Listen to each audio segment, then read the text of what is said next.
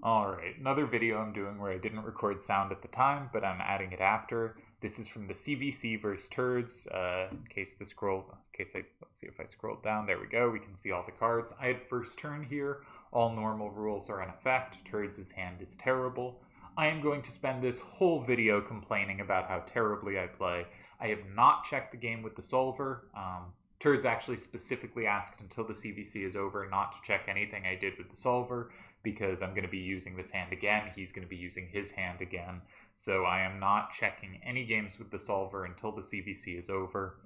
That said, to not win this game given the hand disparity felt pretty crummy given that he has cards that are redundant, lower level, and, I have that level 8 there. And I had first turn. And I think I played well for a little bit.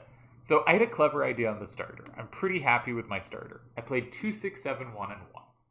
Now, this is safe, so looks obvious, but he has setups against it. And specifically, I thought he was going to play 5, 1, 2, 5, and 5, setting up 1, 3, 7, 6 to have both squares. But I thought I could play 7, 6, 7, 5, and 6 after, and that would be safe. And I just thought my cards are going to sweep him after that. It's fine he has the same same card for 2 and 4, because I can still play safely next to that card anytime I need to. I'm not going to walk into big combos, and that safety in 6 seems good, and leaving the bottom row open for 9, 9, 3, 4 to sweep. I thought it was really promising. So I liked this idea of kind of sacking a starter to set up this other card's safety. But Turdz saw the same thing, and he realized 5125 might just be the best card in his hand. It is the only card kind of covering things like that 7675. Occasionally it covers my 9934's 9. That might be the best card in his hand. And he did a move that's very similar that I totally missed, just the possibility of, because I assumed he would use the weakest card to do it. He does a similar setup, but with 7675. Again, 1376 is set up really well. Now, in my defense, I think I made another really good move. I am really pleased with the move I found here. It was a move sort of on my radar because I had checked it on first turn because much like my starter, it was also safe, but I didn't want to use a powerful card that early. But very similar to the other idea where I go in 1, I draw out 5, and it gives me safety in 6. I have safety in 7, and I now know that he can't set up against it because he doesn't have access to 5 anymore. I really like this move. So far, I think I'm playing well. And the problem is, if you've already made 2 good moves and you screw up later, that's too late in the game for me to be screwing up. So I am quite displeased with this. But fundamentally, now my 5656 is just great in 2 and 4. Right, it can handle anything he puts there. My card in 7 is safe. I still have 9934 in my hand, which is really dominant, potentially on the bottom row, especially if 2671 comes out of his hand. And if he wants to take the free square in 4 without being susceptible to huge combos, Galagros can land in 2 or 8 and combo through 5. He has to use 2671, and then 9934 is going to be a huge sweeper going left and right, because it's 4 to the left is dominant against his remaining hand, and it's 9 to the right. This felt great. I'm playing so good. What a great game. What could go wrong? Turdz, quite reasonably, plays 2, 6, 7, 1, and 4. And my brain left me.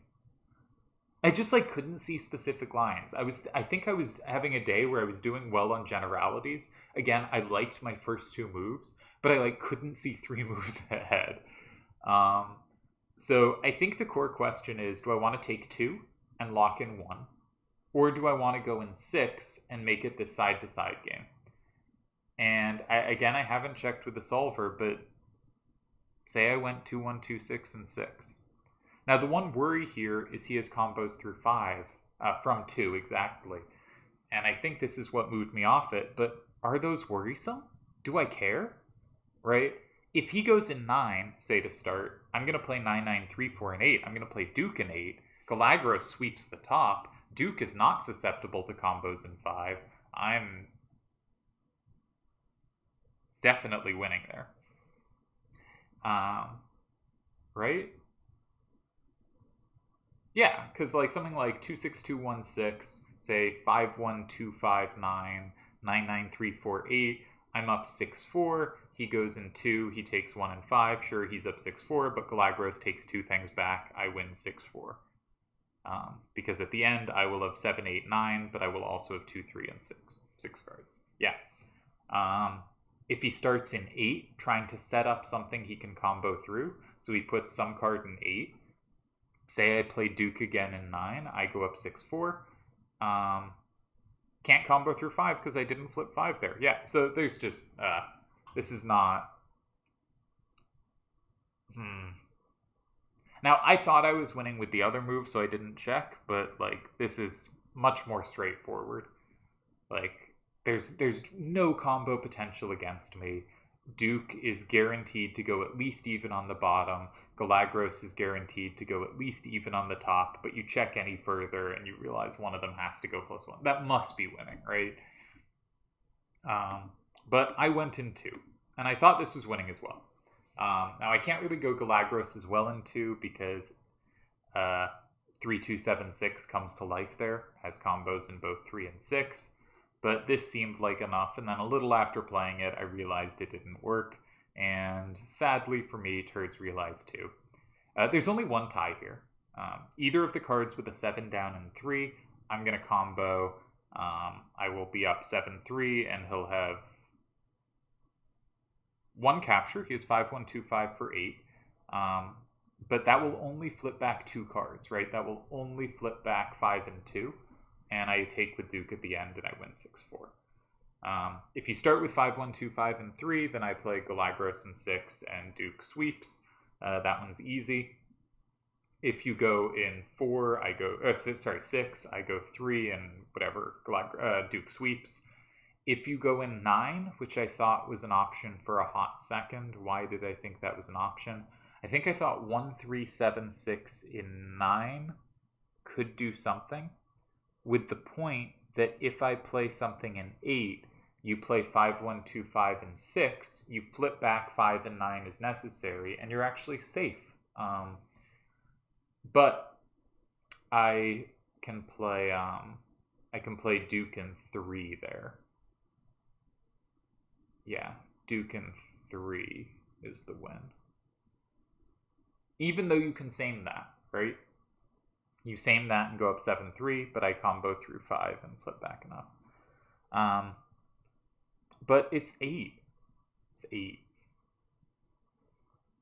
Has to find an exact card for 8, but Turdz is very good, and Turdz finds it.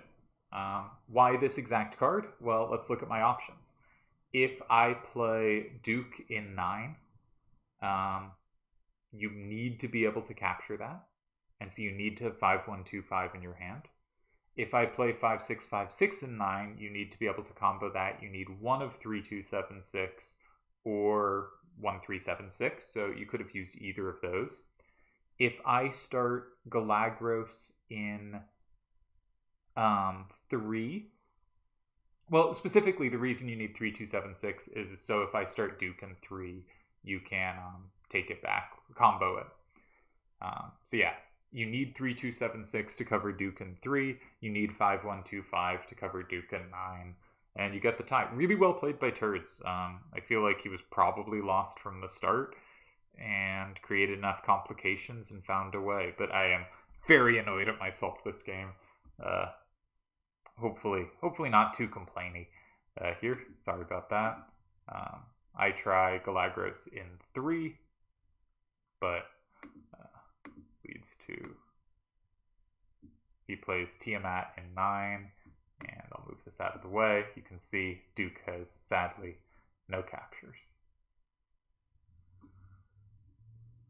That move in 2, man, it hurt.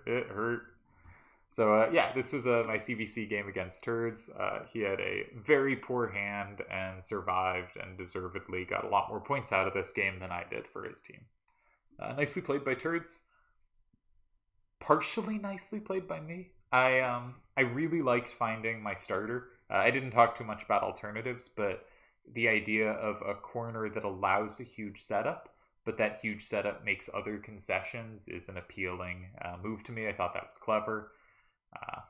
I liked how I started the game, but really poor turn 5 calculation, and yeah, hopefully not a sign of bad calculation to come from me, because good calculation is kind of my calling card. So yeah, well played by Turdz. Good game here.